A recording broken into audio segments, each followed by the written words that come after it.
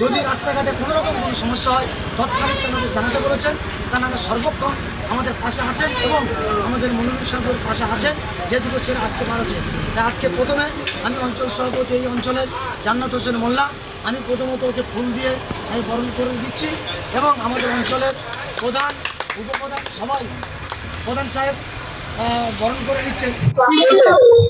দেখুন, 21শে জুলাই আমাদের তৃণমূল কংগ্রেসের একটা আবেগ। তৃণমূল কংগ্রেসে যারা করে তাদের মধ্যে 21শে জুলাই একটা অন্তরের টান, প্রাণের টান।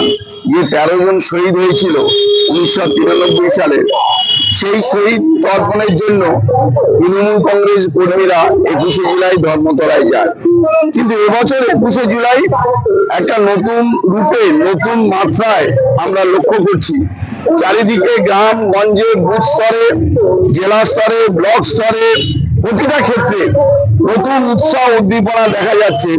তার নিদর্শন আজকে ময়দা অঞ্চল থেকে আমার মনিরুল ভাই আর ইকবাল ভাই দুজনে তারা সাইকেল নিয়ে ধর্মতলার বিধির বার্তা শোনার জন্য তারা ধর্মতলায় আজকে রওনা দিচ্ছে।